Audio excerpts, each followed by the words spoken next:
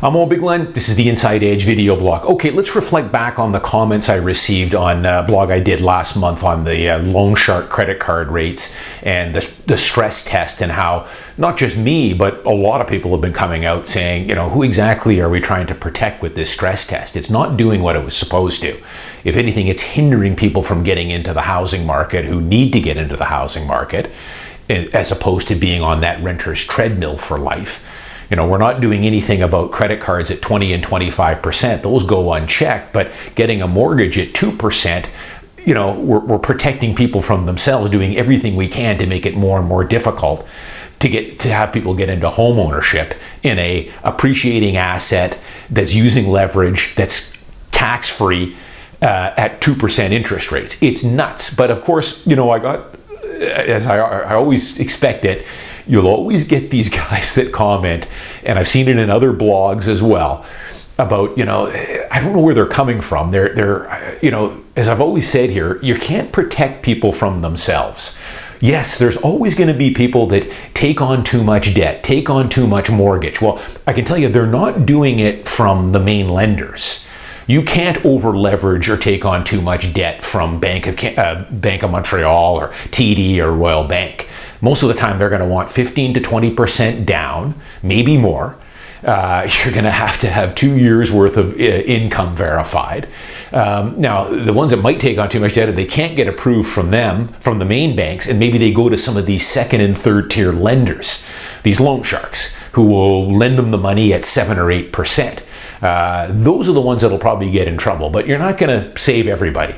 They do it for whatever reason, and that's the other funny thing. These unregulated lenders, third-tier lenders, they go unchecked. They don't have to qualify for the stress test, which is another thing that seems crazy to me. They're stress testing at 2% rates, but the loan shark guys at 7% aren't stress test. But you always get these guys that come in complaining, saying, people are taking on too much debt. We don't want another situation like we had in the US in the subprime back in 08 and 09. Well, they obviously do not know anything of what they are talking about. First off, I can tell anyone that uses that analogy has never, ever tried to apply for a mortgage in Canada. They haven't. Anyone that says they have, I'm going to call you out right now. You haven't. Even before the stress test, you have no clue the hoops and the hurdles you need to go through in Canada to qualify for a mortgage, as many of the commenters came on here saying. Guys that are earning $60,000, $70,000 a year in stable jobs can't even apply for a $200,000 mortgage. It's nuts. And no debt, some of these guys would say. No debt, perfect credit history. Those are the people that this thing is hurting. You're throwing the baby out with the bathwater. You're always going to get some people that take on too much debt. Again, and they're outliers though. You're protecting 5%, and you're to protect the 5%. You're eliminating the other 95 that could and should be able to qualify for a mortgage, are responsible with credit, have good job history, have done all the right things, saved their money, got the down payment, and everything else. The US subprime thing was completely different than the Canadian lending system. Canadian lenders are not cavalier lenders like they were back in 08 in the United States. At that time, if you wanted to borrow money for a home, they would you didn't need a job, you didn't need credit, they would give you a mortgage basically without any verification whatsoever. As a matter of fact, they'd go one step better. You need to borrow $350K for that house. Hey, I'll tell you what, do you need a new Cadillac Escalade? How about a new SUV? We'll throw in another $40,000. You could borrow 110% down there. Try doing that in Canada. Try going into Canada, even trying to see if you could put down 5%, try that. 10%, you're probably not going to be able to do it. You walk in and see if you can borrow 100 or 110% of the purchase price. They'll laugh you out of the bank. Not going to happen. Totally different. Anyone that says, we don't want another situation like it was in the States has no clue how the Canadian banking system works. They don't. And I don't know who they're trying to protect here. Some of these people, they've obviously said they never owned a home, never had any assets. this is one of those things, they're envious of the people that do, and I think there's some backhanded way they want to see lending get tightened up in hopes that maybe it'll bring down the housing market so they can buy in. That's really the ulterior motive for most of these people. I can just detect it in their comments. The envy, the anger, it's all in there. You can pick it up. I'm sure a lot of you can as well. If you go onto a site like Vancouver Sun or Globe and Mail, you'll see it with these negative commenters. They've obviously made some mistakes. They've been priced out of the market. They haven't taken control of their own actions and their savings and getting ahead. And they want to put the blame on everyone else but themselves. So you see that, hope is not a strategy. So if you're hoping that interest rates spike and the COVID-19 crashes the Vancouver market, you're going to be waiting a long time. You're really going to be disappointed in the results. Because hoping for something catastrophic to happen is probably not a good strategy. What I would suggest you do, it's never too late. Turn a leaf, go positive instead of negative, buy some books, and take control of your life instead of reacting and pointing the finger and everything else. So that would be paying yourself first, getting better at your job, as I've often said, moving up the income ladder, getting qualified for a mortgage, or at least talking to the bank. Go down to TD and Royal Bank, talk to a mortgage advisor. If you're not able to qualify now, they will be more than happy to give you a roadmap on what it's going to take for you to get qualified. And it's not going to be easy. Even without the stress test, I tell you, it's not easy. I'm in the process right now for the last 2 months, tapping some equity. With these low interest rates, I'm going to take advantage of them. I've got some properties that I own clear title that I'm going to pull some equity out of. And I'm telling you, they even put me through the hoop. It's going to take me several weeks to get all the documentation together. And I'm not even, I'm pulling equity out of a clear title property. Let's say it's a property worth $500,000. I want to pull $100,000 out of it. The property's worth $500,000. The bank has got all the security they're ever going to need. They're going to put a charge on title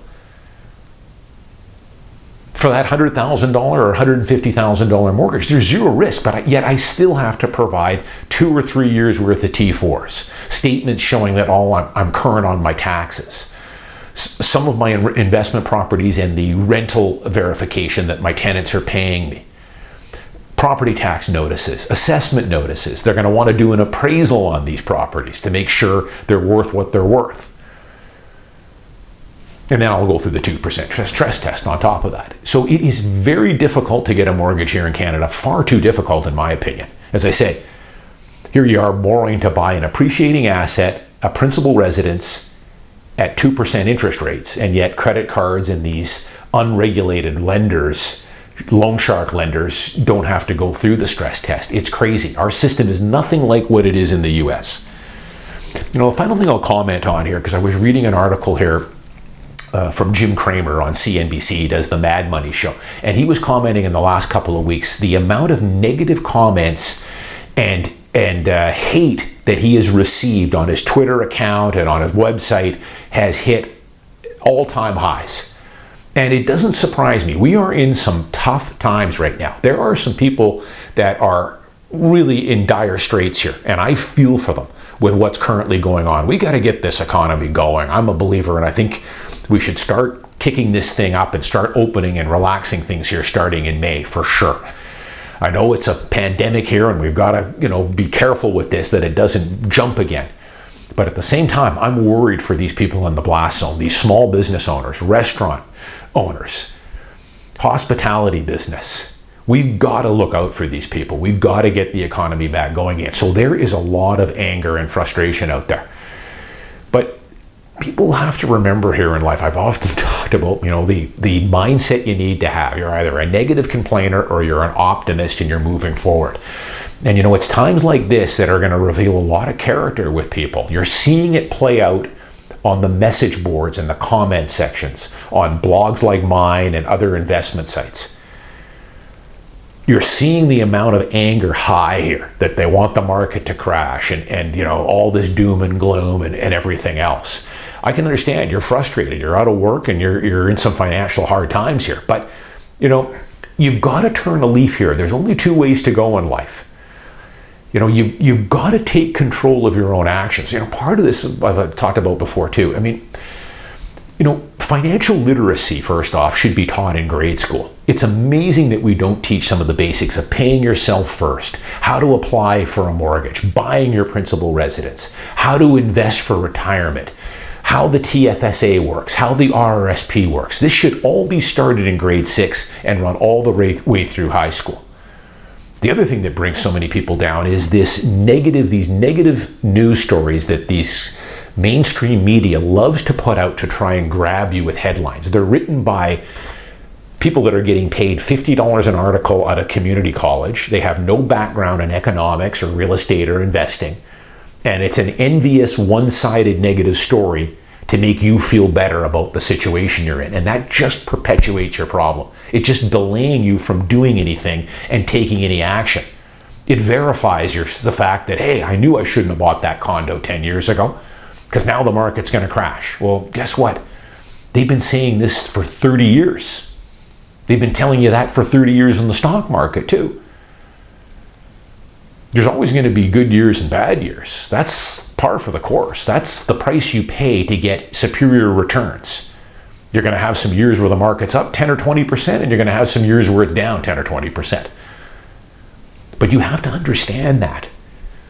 You've got to educate yourself. You've got to take control of paying yourself first, putting some money away into some good ETFs, maxing out your RSP and your TFSA, getting off the renter treadmill, and getting away from these negative people, these misery loves company crowd. They're not going to take you anywhere. You've got to change your attitude. Now, I know I'm speaking to the converted here, and I'm looking forward to some thumbs down from people who think that for whatever reason I'm not giving you the straight goods here. I don't know why. I'm still under the belief I'm one of the few people that paint both sides of the story here.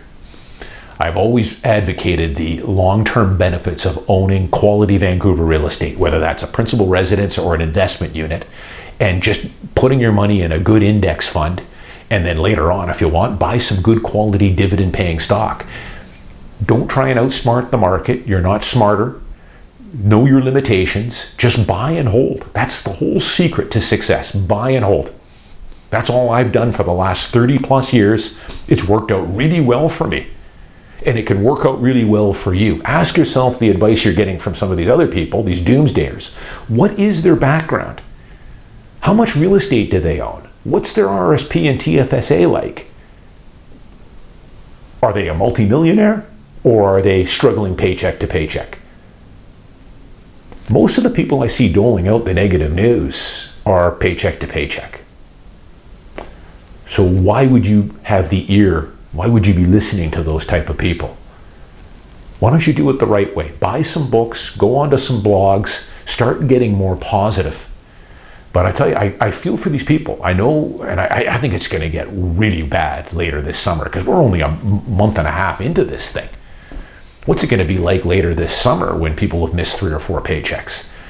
But listen, it's going to be tough, and I feel for you guys, and I'm going to do everything I can to support small business once things open up again here. But you could use this time constructively. You could buy some books on investing. You could start looking at the other way. Once we do start working, turn a leaf. For every paycheck you get, start setting aside some money in an emergency fund. Get yourself a 3-month emergency fund put together. It can be done. But you're going to have to make some sacrifices. It's going to mean giving up the Canucks tickets, not going out as much, until you get that 3-month emergency fund. Again, this stuff should be taught in school, and it's not, and it's ridiculous. Again, I could go on and on about this, how the stress test is saving some people from themselves and taking so many people that have done it the right way, out of the housing market and saving them from 2.1% interest rates. Yet they do nothing about credit cards at 20 and 25%, or loan shark secondary lenders at 7 and 8%. It's nuts. We're all backwards here. But it can be done. The government's not your friend. As I've often said, you're going to have to take this on yourself. And that's why I do this blog. That's why I wrote my book. I appreciate everyone that watches my videos and has supported me over the years. I'm Owen Bigland. As always, stay safe out there. I'll see you next week.